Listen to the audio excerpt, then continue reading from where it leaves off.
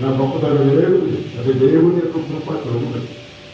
అది ఎవరు తీసివేయలేదు, కాదని ఏర్పాటు చేతగలదు. నేను ఉన్న సత్యం మీ అందరూ చెప్తున్నాను. ఆయన నాతో మాట్లాడాడు. ఆయన నాతో మాట్లాడి స్వరం ద్వారా నాకు నా సేవకుడు, నా సేవకుడు నా సేవకుడు ఇల్లు నేను చిన్నప్పుడు కలగన్నా ఆ మహిళ రాజ్యంలో ఉన్నాను. పక్కప్పుడు ఇట్లా కూర్చుకున్న కుర్చీ ఉంది. ఆ కుర్చీలో వాళ్ళిద్దరు అంటున్నారు, బాయ్ నిరుకుంటే నేను కూర్చొని నీళ్ళు లేదు కూర్చో, ఇది నీ కొరకు వేయబడినటువంటి కుర్చీది. తండ్రి కుమార పరిశుద్ధాత్మ దేవుడి యొక్క దర్శనం అన్నమాట. కూర్చో అన్నాడు. అప్పుడు కూర్చుంటే మహిమలో అరవై రాజ్యానికి తెలిసి కూర్చోడు. నేను సత్యం చెబుతున్నాను, గొప్పతనం ఏమి కాదు, లేకపోతే ఇంకా ఏదో కాదు, కానీ ఆయన ఉచితమైన కృప తప్ప, ఆయన ప్రేమ తప్ప, నా పాపను ఒప్పుకున్న దానిని బట్టి తప్ప లేదు. అయ్యో వాడికి జ్ఞాపకం రాస్తున్నాను, వేస్తావా? అయ్యో అపవిత్రమైన పదవులు గలవాడు, అపవిత్రమైన పదవులు గలవా జనుల మధ్య నివసించువాడను, రాజును సైన్యములు కనిపరిచేవాడు నేను కనులాను స్తుతించెదను. స్తుతించెదను నిన్ను నేను మనసారా,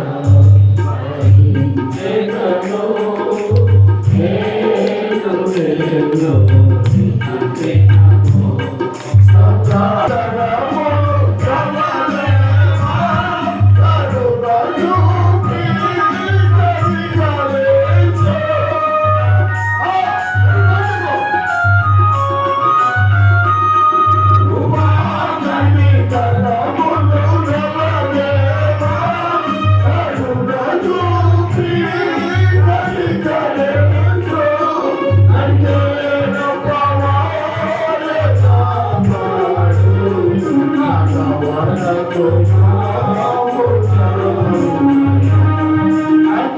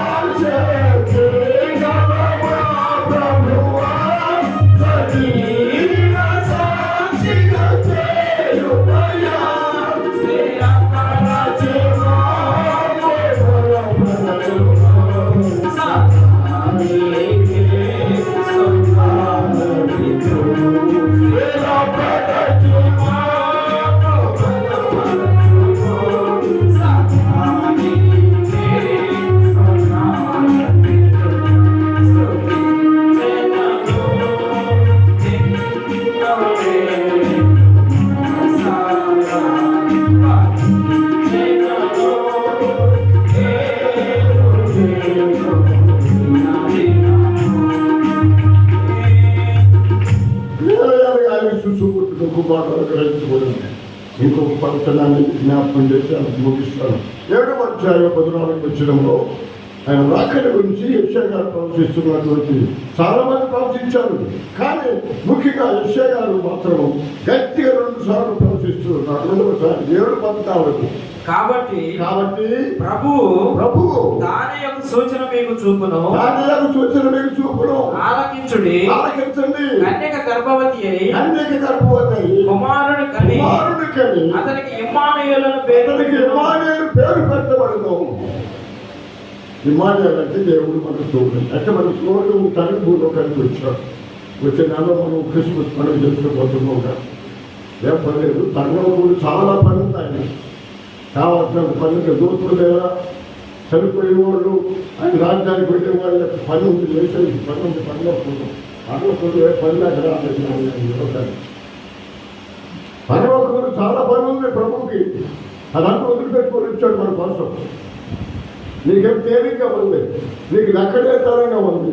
దేవుడు అంటే లెక్కలేదు, తెలుసు అంటే లెక్కలేదు, పరిశుద్ధత అంటే లెక్కలేదు, నీతి అంటే లెక్కలేదు, యథార్థ అంటే లెక్కలేదు, ఆయన క్షమించాలంటే లెక్కలేదు, లెక్కే లేదు నీకు. ఆయన సమస్తను వదిలిపెట్టుకొని వచ్చాడు, మహిమంతా వదిలిపెట్టుకొని వచ్చాడు. పరలోకంలో చాలా పనులు చేశాడు, పని ఉంది. ఆ పని వదిలిపెట్టుకొని నా కొరకు నీ కొరకు వచ్చాడు. నీకు లెక్కలేదు, నీ కొడుకు నీకు లెక్క, నీ కోడలే నీకు లెక్క, మీ అమ్మ నీకు లెక్క, నీ భార్య నీకు లెక్క. దేశం మాత్రం ఏమి లెక్కలేదు నీకు. లెక్కలేనటువంటి జీవితం జీవిస్తున్నావు. ఎక్కడున్నావు చనిపోతే? ఆయన చాలా పని ఉంది పరలోకం. ఆ పరలోక మహిమలంతా కూడా వదిలిపెట్టుకున్నాడు.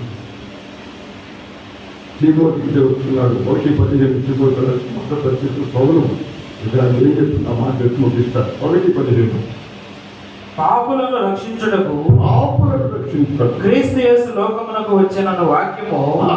ఎంత సత్యమైన మాటలు పౌలు గారు ఆ తిమోతితో చెప్తూ ఉన్నారు. అన్నమాట పాపులకు, దొంగలకు, తాగుబోతులకు, వ్యభిచారి, మమ్మల్ని పూజ చేసేవి, బుద్ధి పడలేదు, గుణం మారలేదు, పాపి పాపకు జీవితం మరణము. నీకు పాపం అంటే దక్కలేదు, నీకు జ్ఞాపకం చేస్తారు కానీ వదిలిపెట్టిపోతున్నావు. పాపులను రక్షించుటకు అందుకే వచ్చాడు ఆయన. పరలోకం చాలా పనులు చేశాడు. పరలోకములు అంతా ఆయనే. 1500 మైలు పొడవు, 1500 అడుగు కలిగిన మహాపుణ్య పట్టణాన్ని పరలోక పట్టణం. ఆ పాట పాడతాడు మన స్వామిబాబు, స్వామిబాబు పాట ఆ చరణం పాడుకుంటున్నాం. అయితే ఈ రాత్రుడైతే పరలోక